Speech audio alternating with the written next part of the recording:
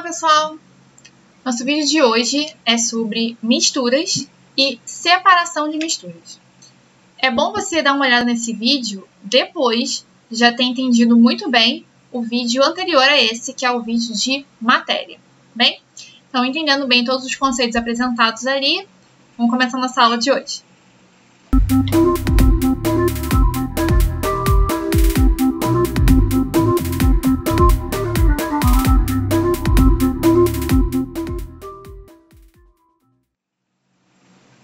Então, pessoal, é o nosso tema de hoje, misturas, classificação e técnicas de separação.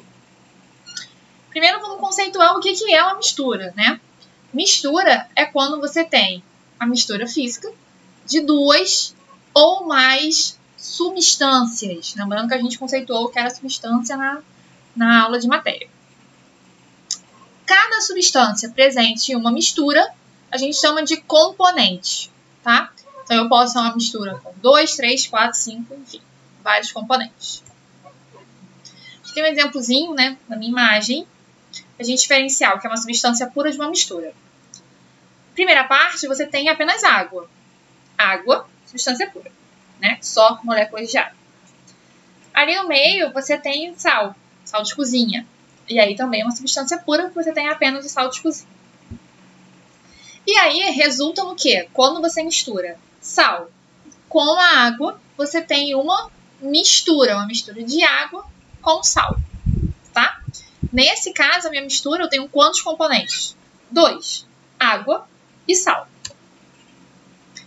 Vamos para o conceito de fase. O que é uma fase, né? Tem aí a parte teórica, mas a fase é aquela parte da mistura com o meu aspecto uniforme, com o meu aspecto mais homogêneo.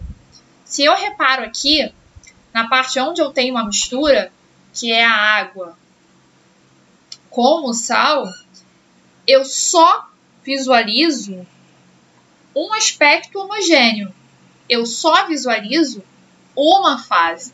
Eu não consigo determinar onde tem água e onde tem sal. Eu só visualizo uma única fase, que é um aspecto homogêneo, um aspecto uniforme. Nesse caso que eu coloquei para vocês no slide, eu tenho água e óleo. É uma mistura, eu tenho 2 componentes e eu tenho 2 fases. Por que 2 fases? Porque eu consigo perceber onde eu tenho água e onde eu tenho óleo. Eu tenho 2 aspectos, tá? Então, eu tenho 2 fases. Eu consigo determinar exatamente onde eu tenho a substância água e onde eu tenho óleo. Então, quando eu consigo determinar essa posição das substâncias, eu consigo determinar as fases. Eu tenho fases, ok? Mais de uma fase. E aí eu consigo classificar, dependendo do número de fases, a minha mistura é homogênea ou heterogênea.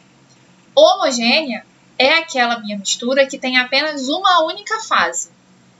Heterogênea é a minha mistura que tem 2 ou mais fases, tá bom?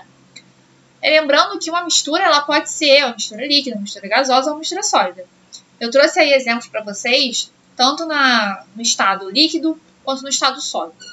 De mistura homogênea, eu tenho álcool hidratado.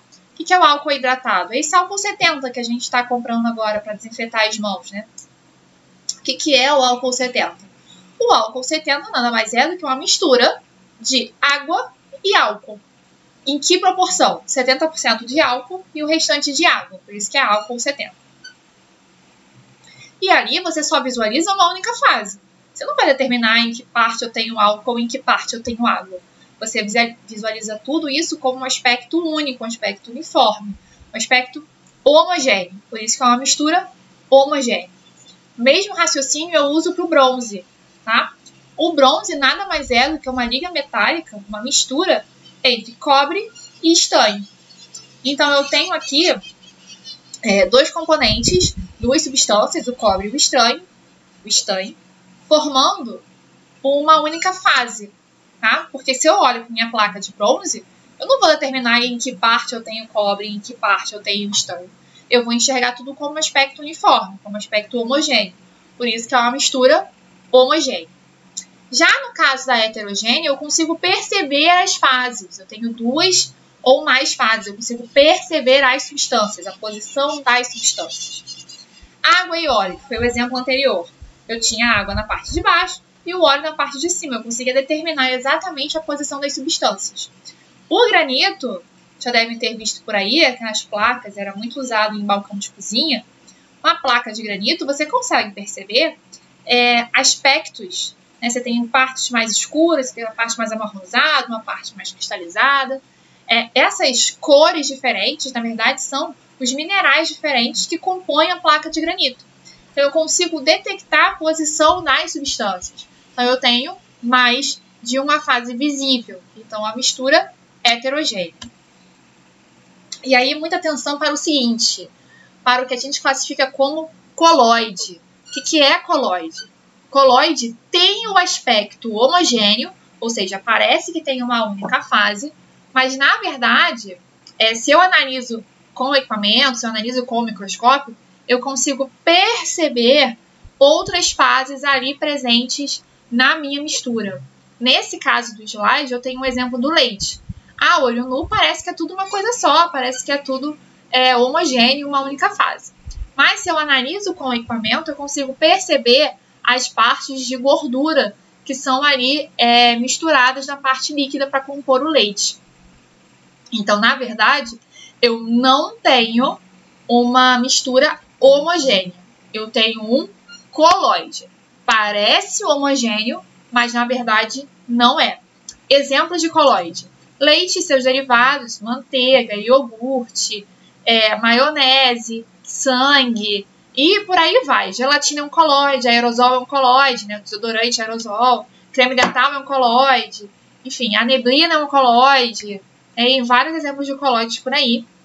A aula de hoje não é específica sobre coloide, então a gente vai passar daqui, mas entenda o que é um coloide, né? O que significa essa palavra. Tudo bem? E aí vamos para um exercício aqui para ver se a gente captou bem os conceitos já apresentados. Considere os sistemas: granito, sangue, água com álcool e nitrogênio com oxigênio. Quais sistemas são misturas homogêneas? Aí vamos lá. Fica mais fácil porque eu usei vários desses exemplos aqui ao longo dos nossos slides. Granito é um sistema heterogêneo, certo? Foi até o exemplo lá, botei a fotinho. Se não está lembrado, a gente volta, zero problema. Esse aqui é o granito. E você consegue perceber a presença dos minerais aqui na minha placa. Então, é um sistema heterogêneo. Sangue, acabei de citar como exemplo de coloide. Parece que é uma mistura homogênea, mas na verdade não é. Água e álcool é uma mistura o quê? Homogênea. Agora, nitrogênio e oxigênio, os dois gases. Se você tem esses dois gases misturados, você tem uma mistura homogênea. Você não vai conseguir determinar onde eu tenho nitrogênio e onde eu tenho oxigênio. Eles vão se misturar completamente. Então, as minhas misturas homogêneas são 3 e 4. Água e álcool, nitrogênio com oxigênio. Tudo bem? Gráfico de mistura. Você só vai conseguir entender esse gráfico se você entende gráfico de substância pura. Se você não entende gráfico de substância pura, para aqui, vai lá no vídeo de matéria, para você poder entender o que é um gráfico de substância pura. Tá bom? E aí, indo para o gráfico de mistura, qual é a diferença que a gente observa entre eles? Na substância pura, você tem dois patamares, ponto de fusão e ponto de ebulição. Aqui no meu gráfico de mistura, eu não tenho esse patamar. Eu não tenho uma única temperatura para a temperatura de fusão e eu não tenho uma única temperatura para a temperatura de ebulição. O que eu tenho são faixas. Faixa de fusão e faixa de ebulição. Por que isso?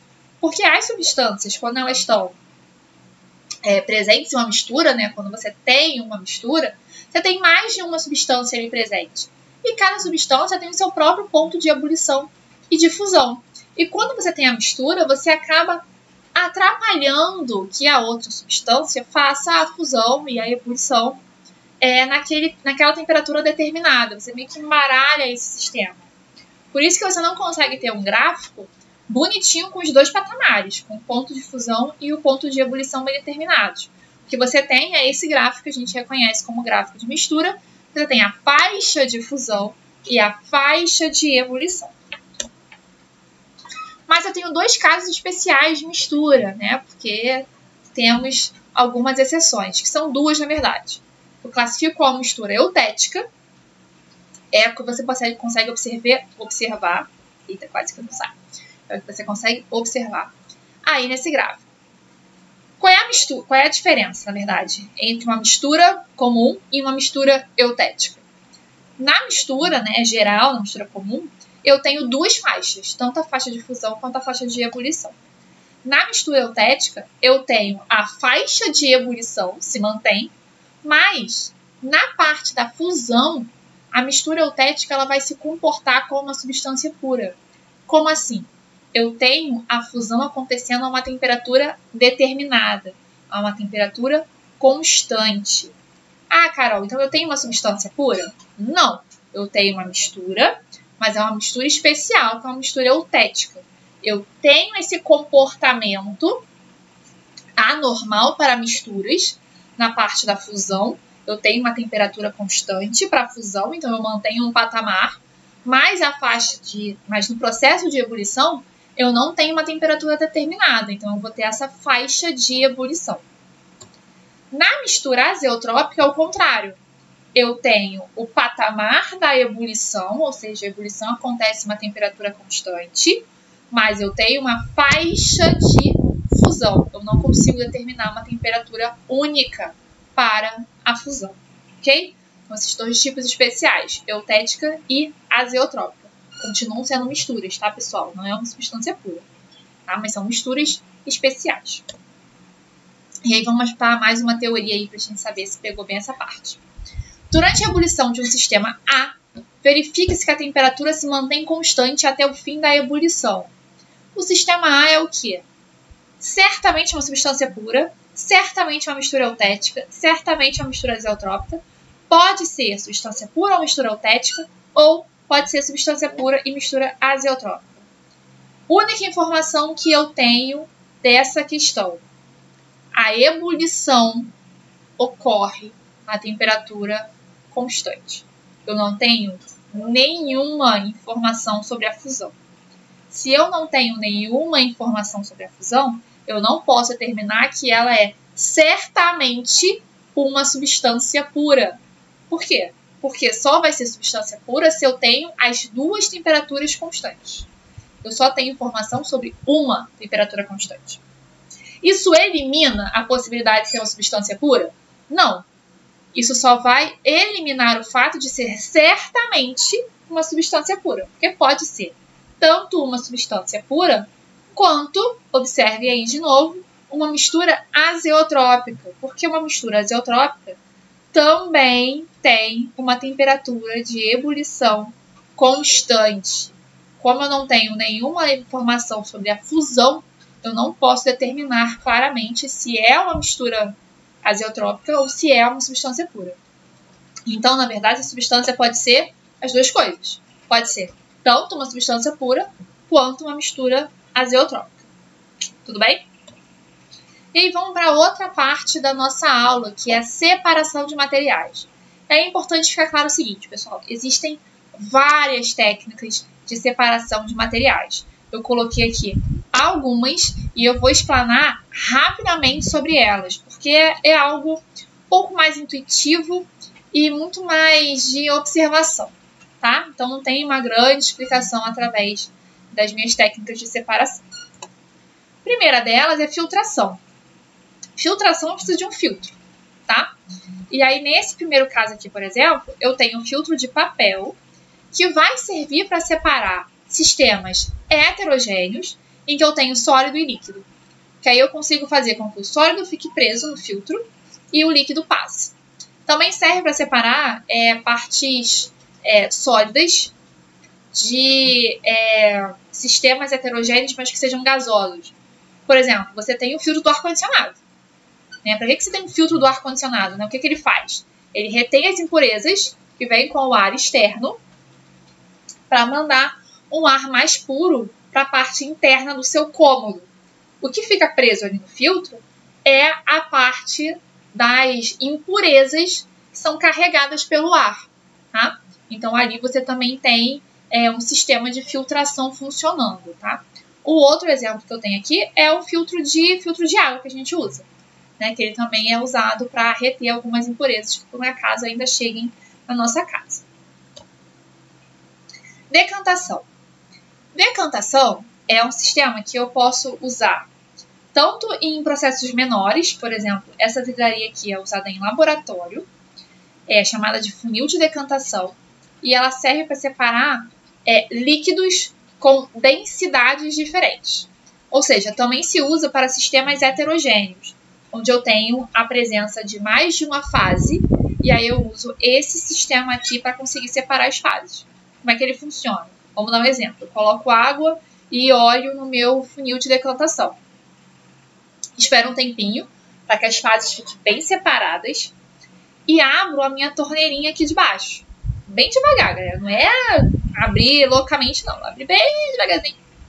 Vou deixar a parte de baixo escorrer. A parte de baixo a gente sabe que é a água, que é mais densa.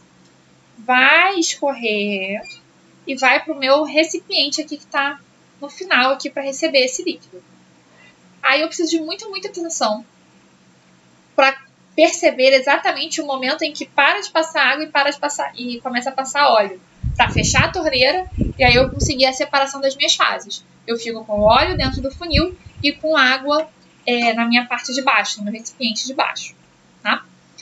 Essa outra imagem aqui, ela é usada para tratamento de água. Você joga um produto para que ele meio que junte as impurezas ali presentes e deixa o sistema em repouso, tá? Sem ficar mexendo. O que vai acontecer? As impurezas vão para o fundo do tanque, mais ou menos como ocorre no processo de limpeza de piscina. Você joga o produto, espera ele agir, não pode ficar mexendo na água. E aí o que você vai ter? Depois de um tempo, né, geralmente você deixa madrugada, quando você acorda no outro dia, você tem aquela parte daquela impureza toda no fundo da piscina. Ou como é o caso aqui da parte de tratamento de água, você tem toda no fundo do tanque, tá? Esse processo de decantação. Centrifugação. Para fazer a centrifugação, você precisa de um aparelho chamado centrífuga. Você precisa de uma centrífuga, algo que faça o processo de centrifugar.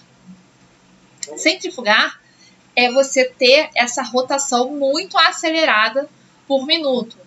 Pensa numa máquina de lavar, quando ela está secando a roupa. Você tem esse movimento intenso e a roupa vai toda para a parede da máquina de lavar.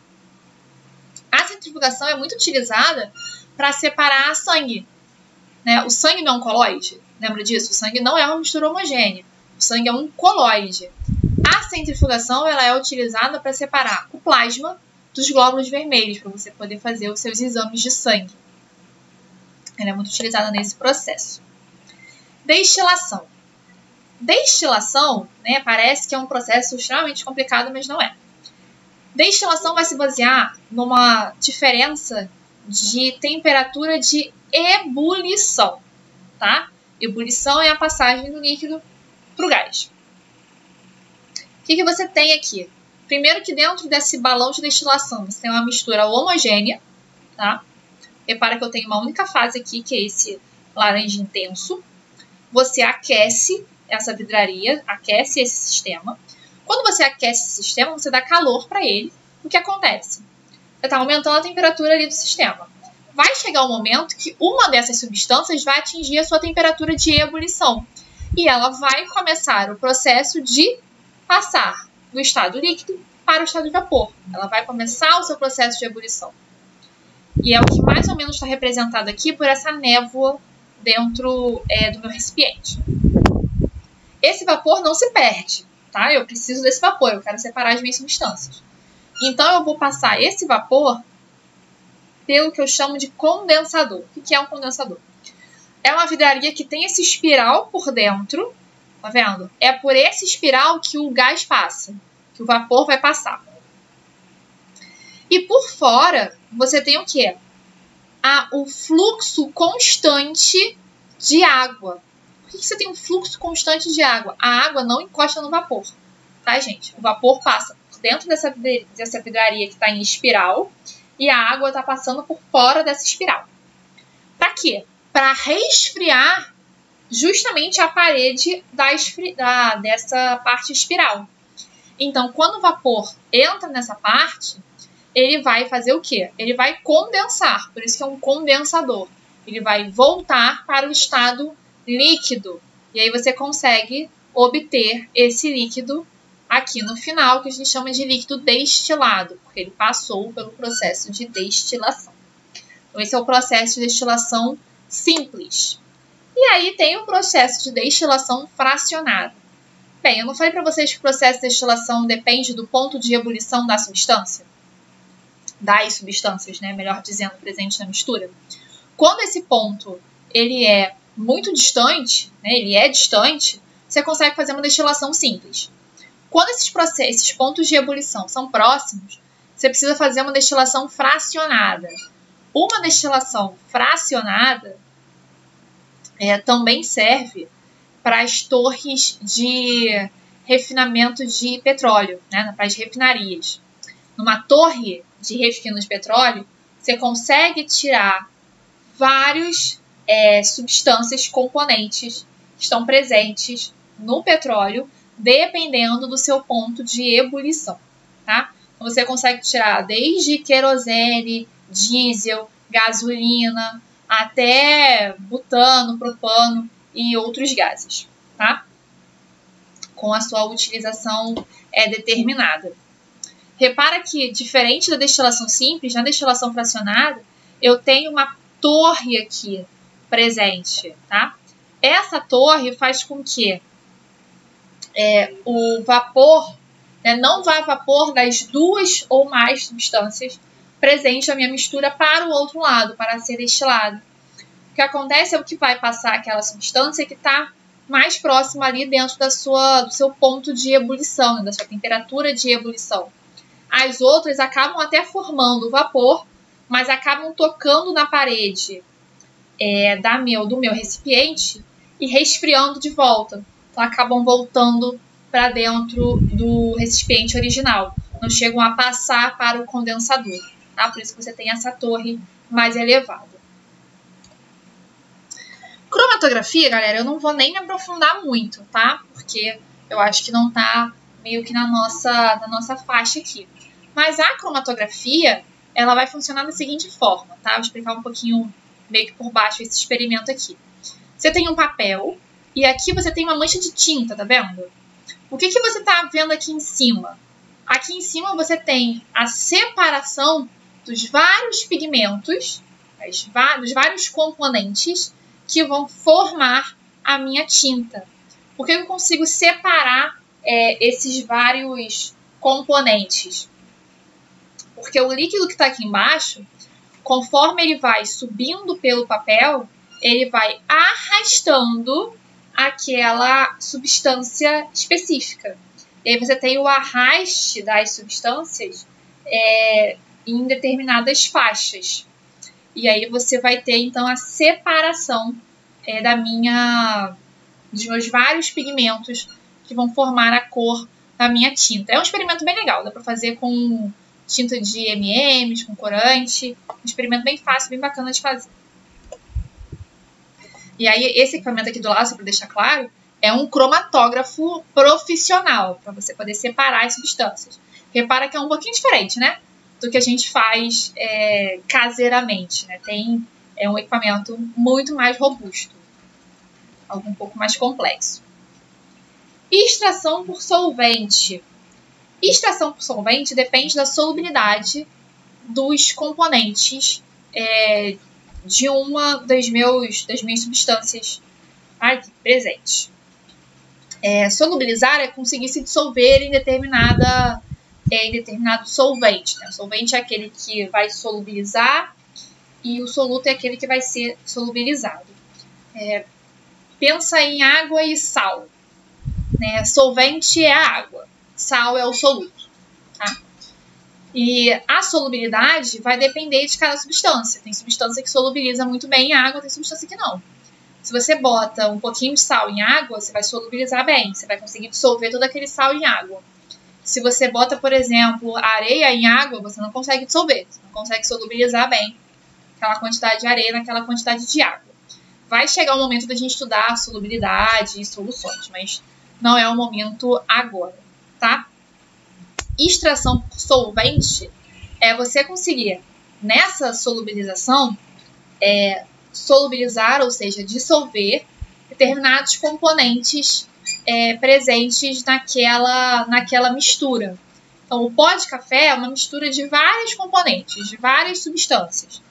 Quando você passa água quente, você consegue extrair daquele pó de café os componentes que vão dar o sabor e o aroma característicos do café. Então, esse processo a gente fala que é uma separação por extração por solvente. Ok? Serve também quando a gente está fazendo um chá. E aí vem para a nossa última técnica de separação, presentes aqui no slide, lembrando que tem várias outras. Recristalização. A gente não entrou no conceito ainda de como é que são formadas as substâncias e tudo mais. Na verdade, as substâncias a gente não entrou como é que você tem o processo de ligação ocorrendo. Então, só para tentar falar de uma maneira um pouco mais superficial, quando você tem ali a solubilização, por exemplo, do sal em água, você não enxerga mais o sal, certo? Você vê só uma única fase, parece que tudo sumiu na água. Se você evapora essa água, você volta a ter o quê? O seu sal ali formado. O sal, os componentes que formam o sal, na verdade não componentes, né? As partes que formam o sal, vou deixar assim, né? Que são os seus íons que ele formam, eles vão se reconectar, eles vão se agrupar novamente e vão formar novamente o meu cristal. Então, é mais ou menos assim. Quando você coloca um cristal de sal em água, esse cristal meio que se separa. Quando você evapora essa água, esse cristal volta a se unir novamente. Então, você tem um processo de recristalização. É assim que funcionam nas salinas, por exemplo, que é o exemplo que está aí no slide. Onde você tem esses tanques de água do mar e aí a água evapora e você tem essa recristalização dos sais ali presentes. Tudo bem? Então, pessoal, foi uma pincelada rápida e algumas técnicas de separação. Tá? Obrigado pela atenção, obrigado por ter assistido o vídeo. Vocês podem me encontrar tanto no Instagram quanto no e-mail. E aí, qualquer dúvida, vocês podem mandar ali que eu estou à disposição para, enfim, tirar o máximo possível, tá? Então, até o próximo vídeo.